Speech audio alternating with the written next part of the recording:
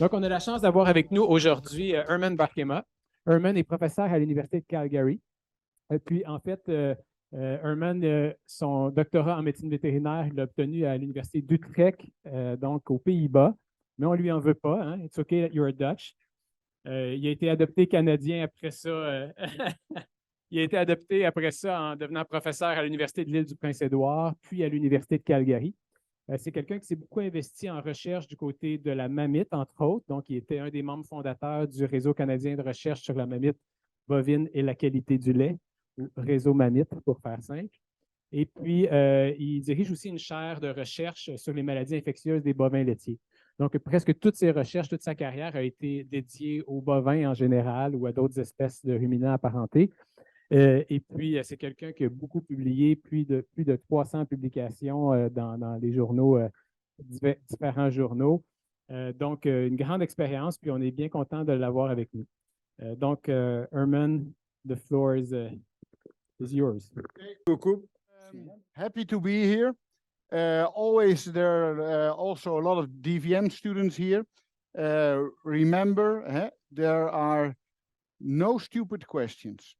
Yeah, there are stupid answers, and the three daughters know that I'm very good at that. Yeah, at least that's what they tell me all the time. So, please ask if you don't get it, or to put your hand up if you totally don't agree with something I say, or just go for it. Good. So I put a lot of co-authors here. Some of them are graduate students of mine, but also what I want to show is in Canada, we work together on things. Yeah. And that is so special. The relationship that we have with the dairy researchers in Canada is something that they in the US, for instance, only can dream of, and even in the UK. Yeah, we get along. Yeah, and we do things together, and that is so dear to me. So I'll talk about selective antibiotic use, and actually always remember Quebec is a front runner in Canada. I really like what Quebec is doing and has done with the category 1 antimicrobials, and now also starting to do on clamping down on antimicrobial use in general. So it's you can be proud of that if you're from Quebec. So I'll first talk a bit about what is the problem and why are we actually working on this? Yeah, and then a bit of the impact, and then practical strategies that we can use in the dairy industry. So remember, this is not something of yesterday. Yeah? So Fleming, who invented penicillin, already a long time ago, we're talking about nearly 80 years ago, already warned for it. Warned for the practices that we have done in the livestock industry for the last so many decades. Yeah? But actually, in the Second World War, they didn't have these antibiotics. If somebody was shot and had a wound and had an infection, yeah, that was typically the end of it. Yeah. The problem is we're heading in the same direction now. And we need to do something about it. And here in Canada, we're typically doing okay. Yeah. But I work a lot in China, Pakistan, and other countries, and you really in Africa you can buy drugs everywhere, in a store, on the corner, or even the market. Yeah, so always keep in mind what we do in Canada. Yes, is important, but if we don't work with the other countries in the world, then we're mopping the floor with the tap running. Yeah. So we need to work together. Yeah, like with COVID, we didn't do it with COVID. Yeah, I was really ashamed of it. Yeah, it was Canada first, America first. Yeah, and look now where the mutations are occurring in the world. Yeah, the countries that we should have helped. So if you then look at the problem, there's a lot of people dying of antimicrobial resistant infections. And that is increasing all the time. Each year in Canada, more than 18,000 people acquire infections that are resistant to antibiotics. And where do they acquire it? In hospitals, typically. Yeah. If you don't want an antimicrobial resistant infection, don't go to the hospital. But we need to. Yeah. So there's a lot of healthcare loss, lots of billions, and it increases every year. So the WHO already said a couple of years ago that that it's becoming urgent. And WHO, FIO, and WA, which used to be the OIE, and the UN got together and are now working together on it. It's not easy because our world is siloed. Yeah, it's not just universities. Universities are very siloed. It's the government is very siloed. So to have the Ministry of Agriculture and the Ministry of Health and the Ministry of Environment to work together, well, that is a stretch. Yeah, very difficult. Yeah, vet students. Do you know any medical students? Yeah, well, we expect you to work together later in practice. Typically doesn't happen. So we need to work on this and we need to do it together. So what has led to this high antimicrobial resistance levels? Of course, increased use of antibiotics, incorrectly taken prescriptions, happens often, a lot of being sold without medical supervision, and that was on farms also. Every farmer could get any drug that they wanted. And the veterinarians depended on the sales of antibiotics for their income, which created quite a conflict of interest. Prophylactic use before surgery. I still learned when I did a C-section that I had to put penicillin in the wound. Now we know that that's BS. It is really not necessary at all. Antibiotics used for viral infections. We saw that during COVID.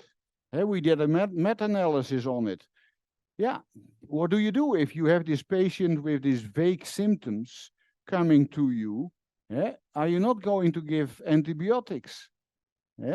So that happened a lot and increased the antimicrobial resistance levels exponentially in humans. Then spread of resistant microbes in hospitals. I talked about that. Patients who do not complete their course. I'm one of them. We are terrible for it typically.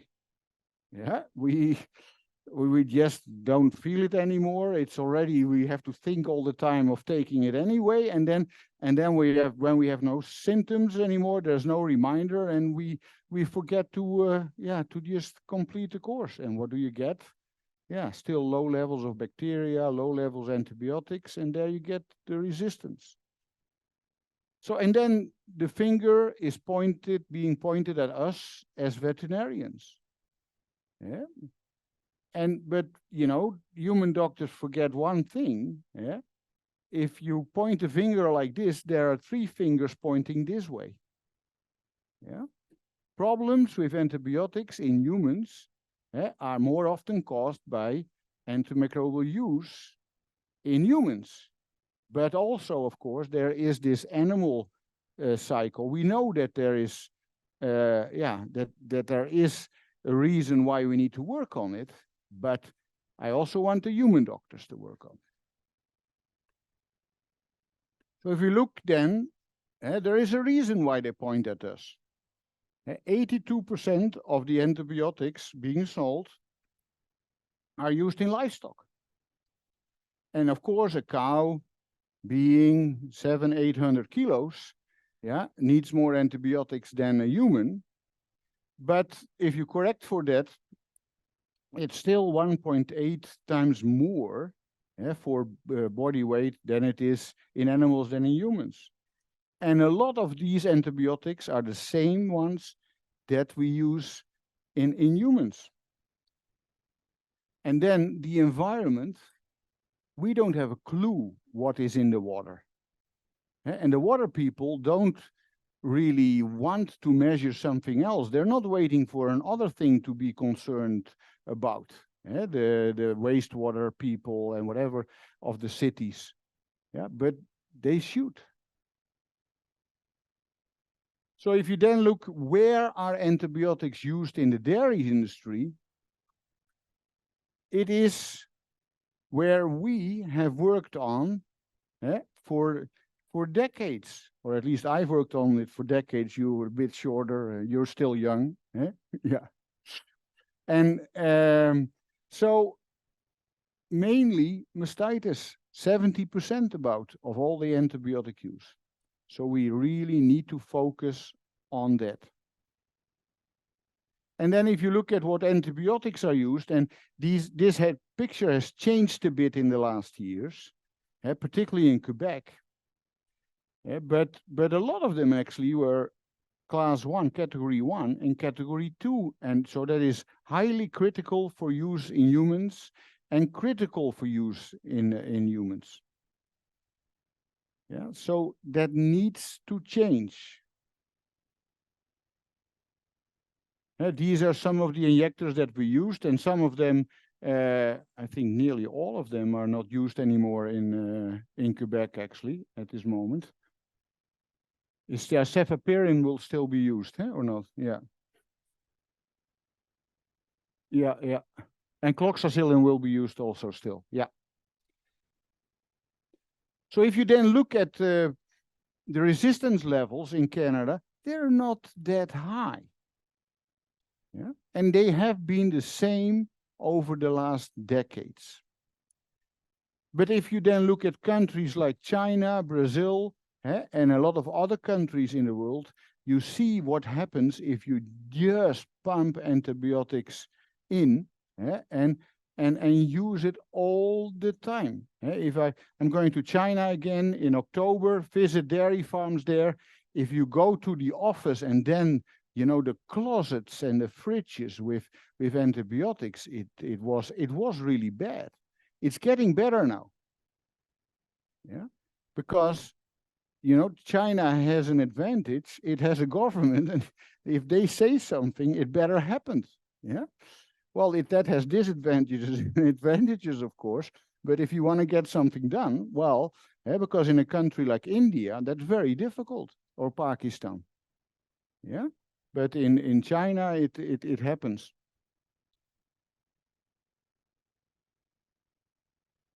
So a lot of pressure from human medicine. Statements of the medical organizations, they pointed at livestock. Ontario Medical Association, of the points for antimicrobial use, 6 out of the 10 were on livestock. Yeah? And I think that is wrong. They should look in the mirror first and do something about what they really can control themselves. But still, we have a product, milk and cheese, that is seen as a healthy product produced by cows that are happy and healthy. Yeah, and we need to really cherish that. So we need to, not piss off the people in human health and really do something about it. So, but is it really a problem? So we did a project, a meta-analysis. So we took all the manuscripts where if they reduce antibiotics in animals, what happens then with antimicrobial resistance levels? Because it's not only, what caused it to happen, it's also if we stop using it now or restrict it, are we going to go back in antimicrobial resistance? So we did that for the WHO. And yes, fortunately, if you stop using antibiotics or restrict it, then you will get a reduction. Yeah, bacteria that are multi-resistant, they pay for it.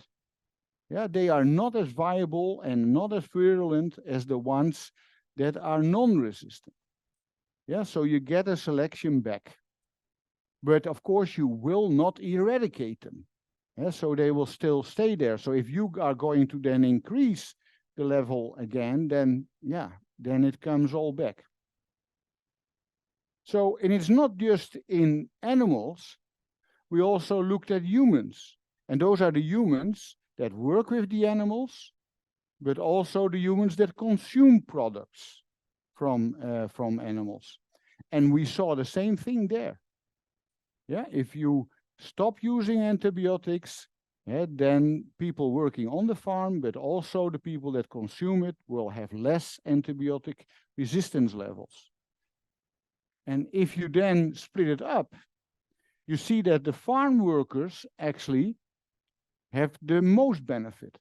So that's one thing that you should tell your farmers. Yeah?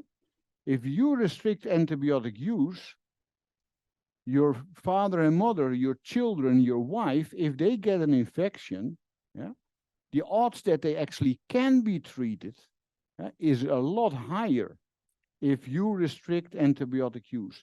So we need to think about that, and the farmers need to realize that. Yeah? And of course, there is also an effect downstream, but still, it is diluted. So where do we go from here? Getting new antibiotics, which has not happened in the last decades, actually. Are we phasing out the use of antimicrobials completely in animals? Or tell those human doctors to get their act together? And so the FAO, they recommend phasing out the preventive use of antibiotics in farm animals.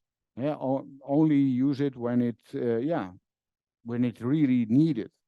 Ban all the off-label use of the 3rd and 4th generation cephalosporins, and ban all preventive and off-label use in farm animals of new antibiotics licensed. However, the concern is we need, I'm a veterinarian. I want to be able to treat a sick animal when it's needed, and I want to use the best product to cure that animal. And second one is, it's nice to say that with developed countries like us, with developed management, but countries like China, Pakistan, or in Africa, Latin America, they need to really produce protein to feed their people. And their management is often not yet at a level where we are.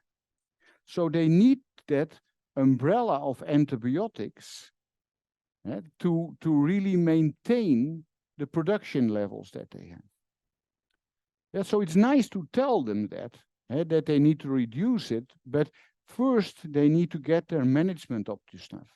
And that's also where we come in. We need to work with people in those countries and not just tell them from a distance what to do, but go there and work with them and educate them and while knowing the circumstances that they work in. And it's so much fun to do. But here in Canada, of course, we need to show our goodwill and be proactive. So what can we do in the dairy industry? Always remember, when are the new infections occurring?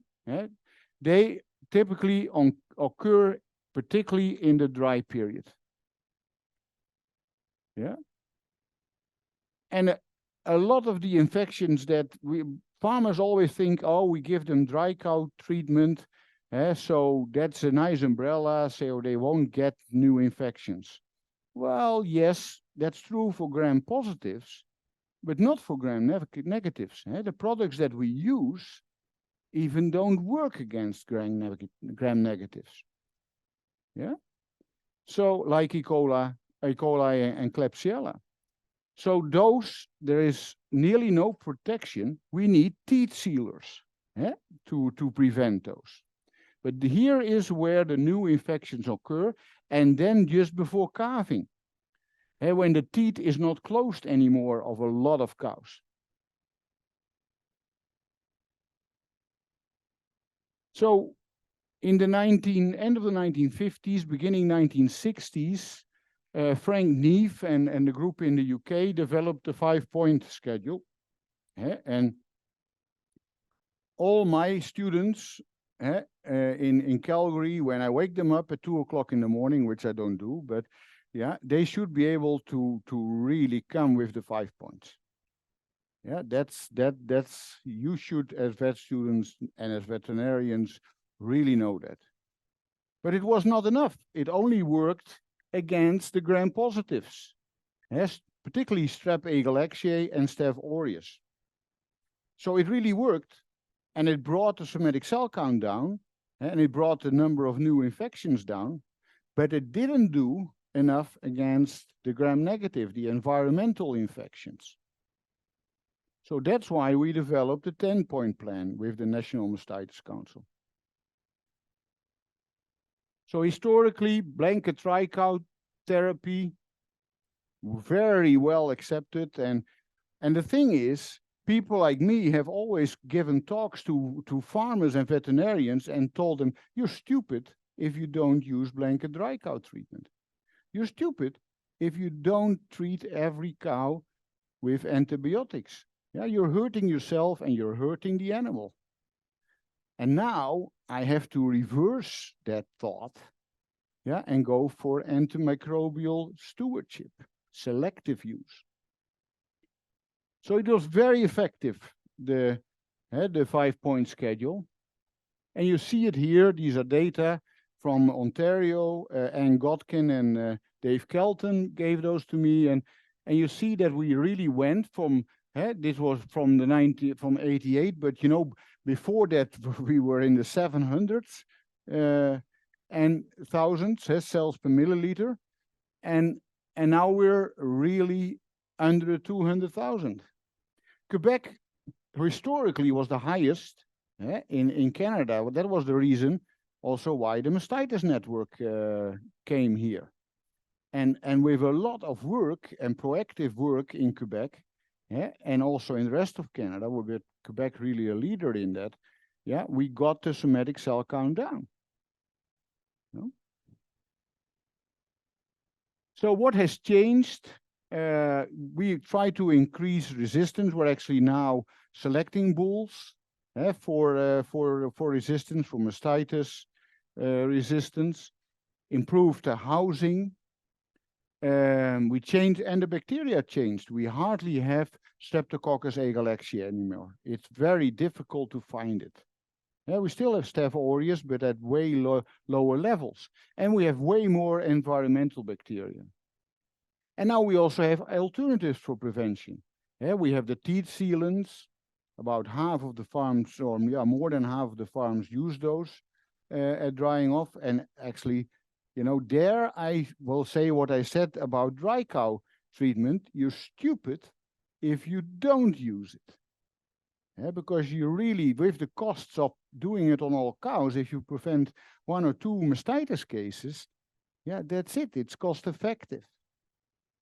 And the people that have problems with it because of new infections that they get, the train wrecks, they call them, it's because they don't do it hygienically enough. In New Zealand, they even do it in all non-lactating heifers. So, and then we are getting more and more mastitis vaccines. Very difficult. They are never 100%. I would say every vaccine against bacteria is very difficult to make a good vaccine. It's easier for most viruses, actually. So 2 selective practices: selective dry cow treatment and selective treatment of clinical mastitis. So the idea is to identify the cows that benefit from treatment, and also identify the ones that would have no benefit at all. Yeah. So selective dry cow treatment, decision trees there. First, you need to look at a herd. A herd, if you come to a farm and it's a mess, and the somatic cell count is 350,000 cells per milliliter, yeah, and the administration is also not great, forget about it. It will be a disaster. Yeah, so pick the farms that can do it. And you know, with farmers like that, you know, you typically have to wait till the daughter or son takes it over, and then you hope that it will be better. But you know, there's some genetics involved, and that makes it difficult. So it is frustrating sometimes. Yeah? But typically, these farms will be out of business in a couple of years. So work with the good ones first, and make them, yeah, pick also the ones that are very vocal and that where the others listen to. So herd selection, they need to, it's very difficult to do it when you don't have somatic cell counts. You need somatic cell counts. And hygienic dry-off procedures. I would say annual bulk tank somatic cell count at least under the 250,000. Yeah, but we are still discussing. Simon and I talked about that just a while ago. We wrote a paper together, an invited review of Journal of Dairy Science on it, and we still in the country have discussion about these things.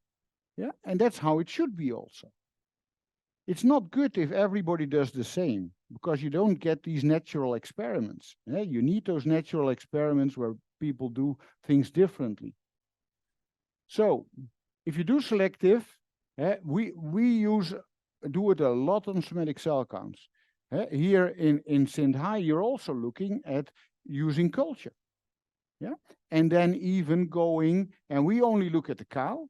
Yeah, here you're looking even at the quarter. Yeah, drying of some quarters with antibiotics and others not. That's one step further. So we have projects now together, where we look at these things, led here from Quebec. So cows that get clinical mastitis easily, you don't want to take a risk. You dry them off with antibiotics. Somatic cell count needs to be low, and so teat sealant and antibiotics, or teat sealant and no antimicrobials. There is no cow with no teat sealant. So we looked at it, and if I say we, typically somebody else did the work, and that's a graduate student in this case. Ellen, this was Kaylee McCubbin, and so she looked at it. There's no difference when you do selective dry cow treatment and you do it on all cows, blanket dry cow treatment with somatic cell count, new other infections after calving, and milk production. So she took all the manuscripts together that looked at those things, and it was quite, did a meta-analysis on it, systematic review, and this came out. So select the herds that have a high likelihood of success, and treat only the cows that have infections. Focus on finding the ones that we should treat. So as little antibiotics as possible, as much as necessary.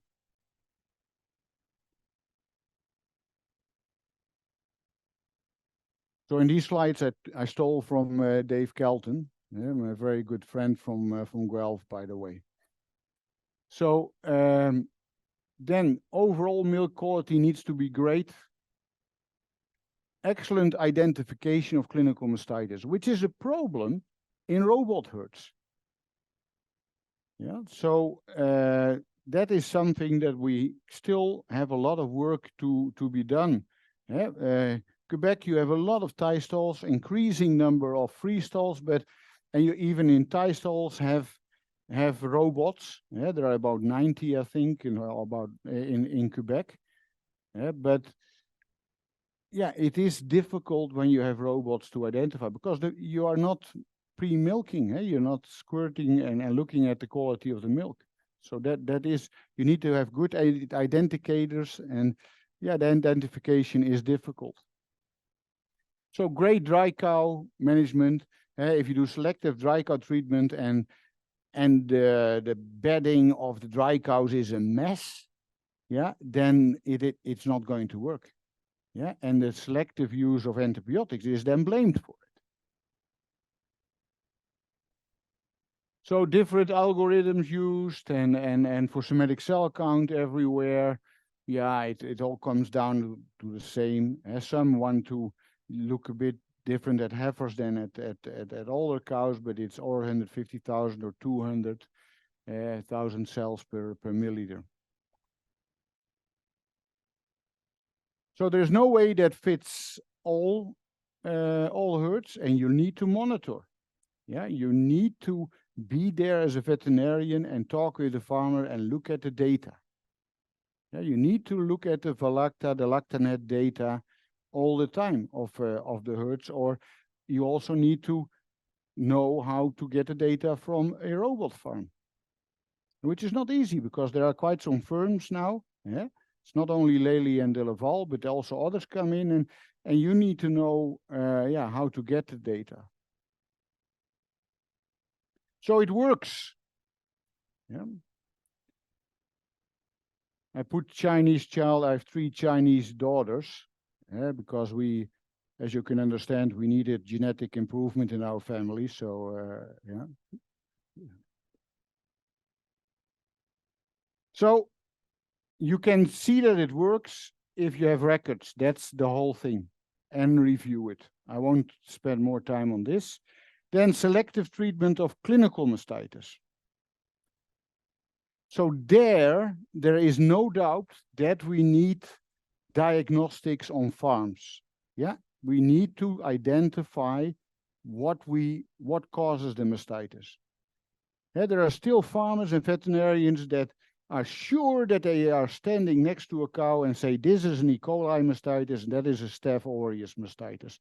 Bullshit. Yeah, it's not that, it's just not true.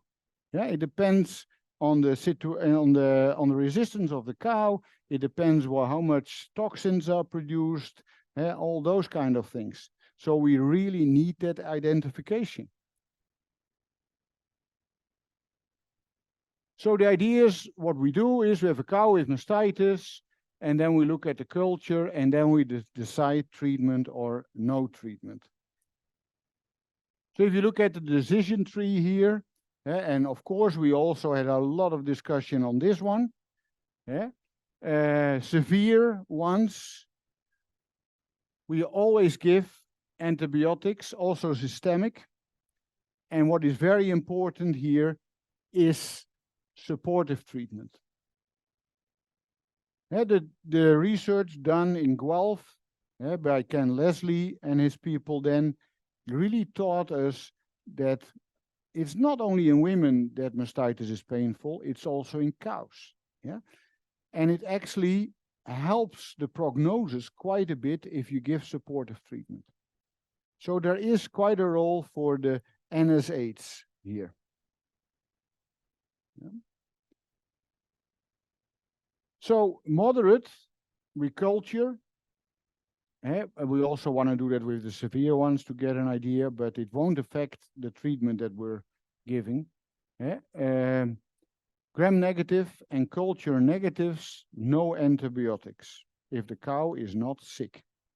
Yeah, and doesn't become sick, because that sometimes happens. So you need to, the farmer needs to keep an eye on. And the gram-positives, we have the ones with a low likelihood of cure. If you have a Staph aureus quarter that has had a high somatic cell count for a year or 2 years, yeah, forget about it. You're not going to cure it. Put that cow on the not to breed list. Because the moment that, I'll just put one, do one try, well, that cow will get pregnant. Yeah. So that, don't tell the farmer not to do that. And the ones with the high likelihood of the cure, the non-aureus staphylococci or the streptococci, then yeah, go for it, treat them. And intramammary there, yeah? So this is a graph from Ellen de Jong, other PhD student who will defend the end of the year. And so the more cases of gram-negative mastitis, the more successful your program is in reducing the use of antimicrobials. But to get there, you need to get less gram-positive mastitis. So that needs, milking, technique, milking machine needs to be excellent, husbandry needs to be excellent, and then you automatically get more, relatively more, the gram-negative ones.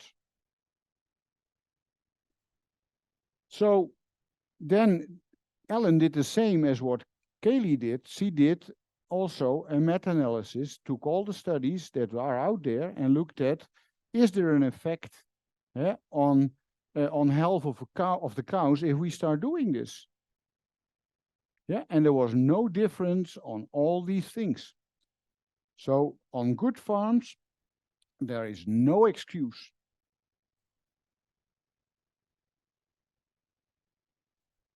However, not all farms are good. I say that here. We don't say that outside, but they need to have good record keeping, low somatic cell count, frequent somatic cell count reports, excellent hygiene, excellent milking, and they need to be able to do on-farm culturing or do it with the vet clinic, but then get a quick, get the results back quickly. And we can now do cultures on farm. But if you have a 30 cow farm, that's very difficult, because you just, the expiry date of the products will come there pretty quick. So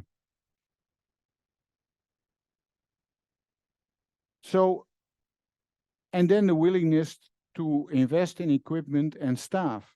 What we veterinarians do a lot is talking with the farmers. We often forget talking with staff.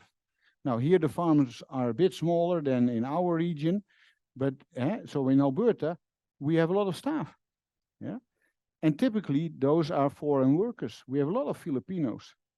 Yeah, and people then, for some odd reason, always think that these people worked on farms. No, they typically were a taxi driver in Manila or whatever, or in Mexico City.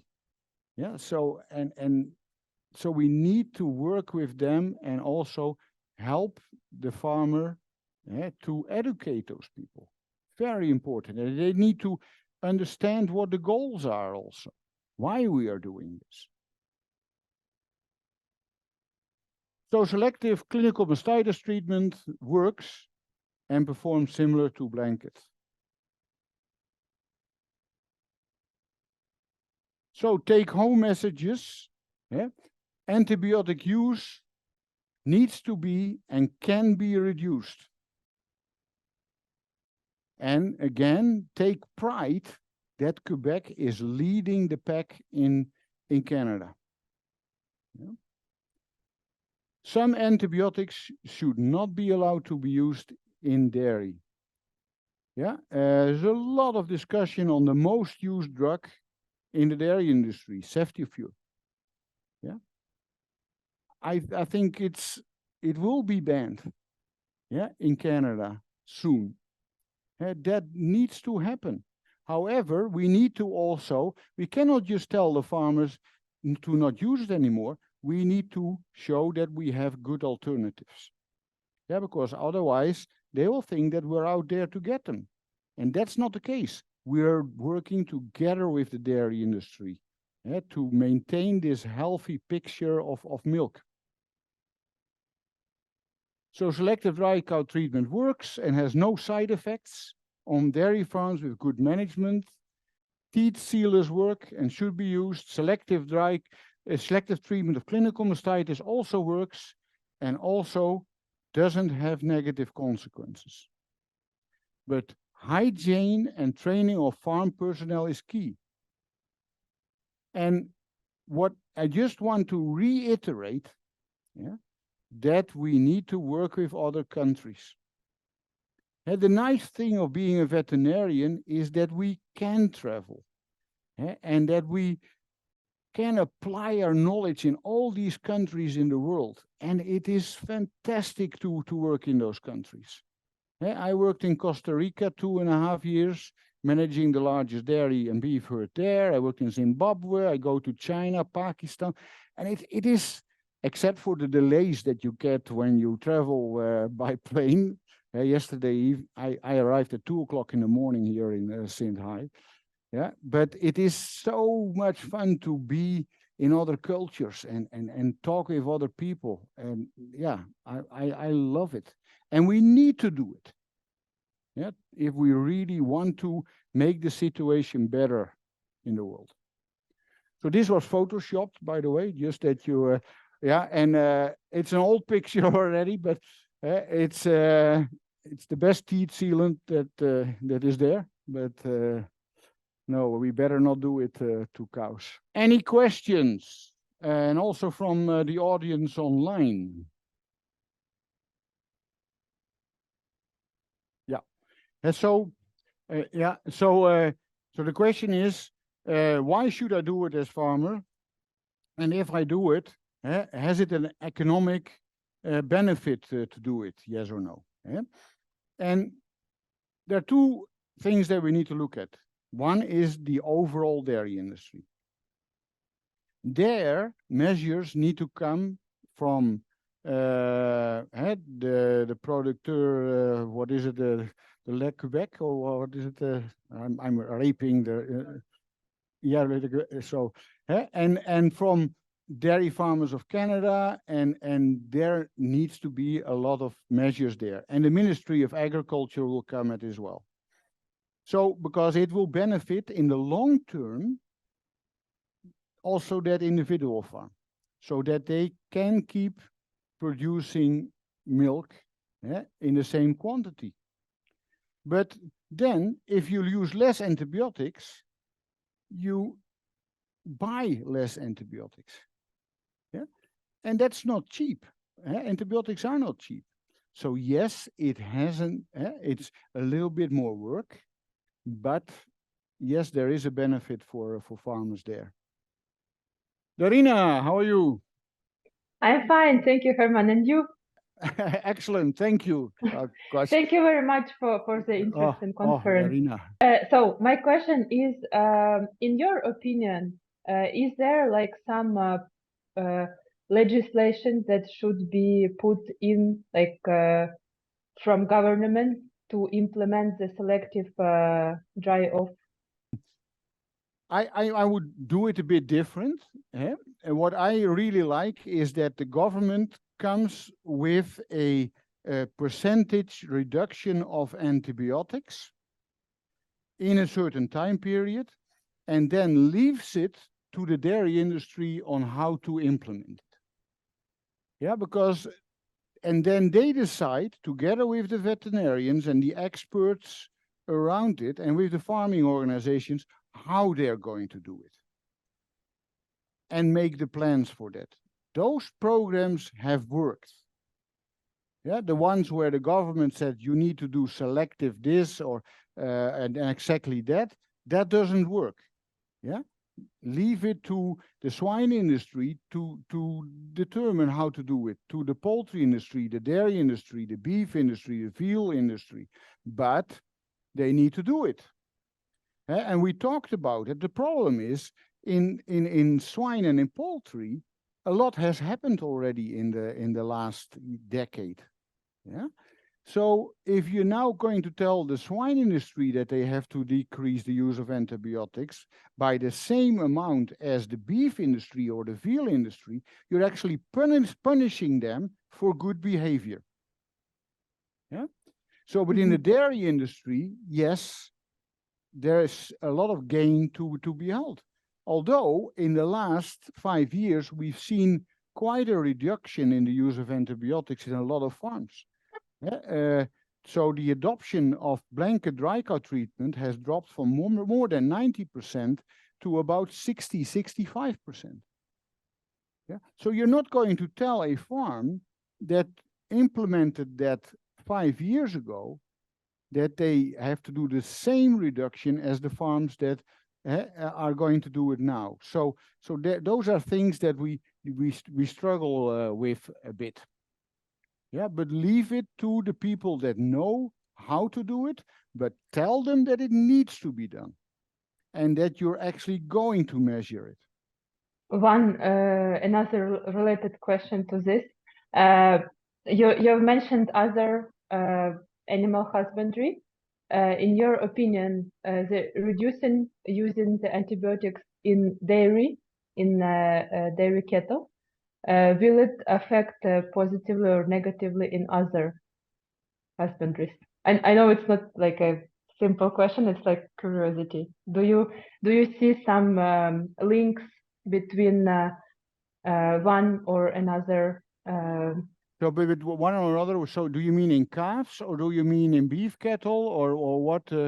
Yeah, like beef cattle or in poultry, or like maybe it could be like something not directly related to dairy cow, but could it affect somehow, in your opinion? No, yeah, it's what if you take the lead, and yes, it will have an influence. And we see that what has happened in the poultry and the swine industry actually has an influence on the dairy sector. Yeah. Whether we will be able to influence the beef sector, I don't know, because big changes are needed there.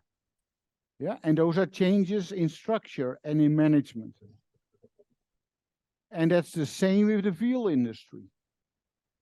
Yeah, the veal industry being we sometimes call it the dirty secret of the dairy industry. Yeah, things need to change there. Yeah, and so if you take a calf at that age from a cow and you transport it for sometimes thousands of miles, yeah, and then put them all together and do all these different things to them, we're not surprised that they need antibiotics. And it's similar in the beef industry.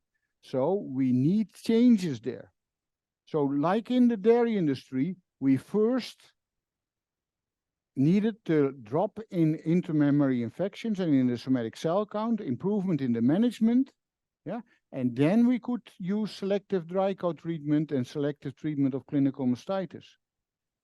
Yeah, so first you need to improve management, and then you can select the use of and decrease the use of antimicrobials. Thank you very much, Herman. So we always looked with all kinds of studies. So one of the things is where we looked at is if you give the calves milk of cows that have been treated with antibiotics, will that affect calf health? And what will happen later in life? And we never found anything. It's a very difficult study, though, because it's a longitudinal study to do that. You need this study with data collection needs to be at least 4 or 5 years. Well, try to get funding for a 4 or 5 year study. Yeah, so that has not happened. Yeah, it's and then also the records that dairy farmers have on calves are typically not good.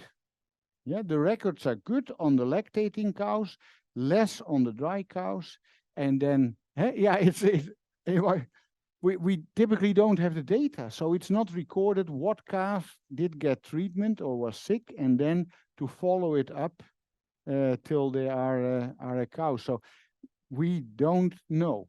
It would be a brilliant study, but gosh, we also need a funder with a very long-term vision. Yeah, no, yeah, but what can I cannot look into the mind of politicians. I mean, we all try that, yeah, and it's impossible. Should it be in the future, I would say yes. And you know, it's not just Argentina, it's all countries in the world. They use ceftiofur as the #1 drug. But in the human sector, they shake their head if we tell them that. Yeah, I mean, it's just, yeah, it is a highly, it's in the class 1 antibiotic, yeah, or class 2. I'm always mixing those two up. Yeah? 1, huh? Yeah, it's class 1, so it is highly critical for use in humans. So we really need to work to find good alternatives for it, and there are good alternatives for it. Yeah, diagnostic tools. So in what we use in the Wild West. So and that's not only in the West; it's in other places also. And a very good one to use is just use an egg incubator, because eggs are actually put in at 37 Celsius. Yeah, so you can use it as an incubator for your culture. Yeah, well, so there are all kind of culture systems that we can use, but this incubator only costs about $100.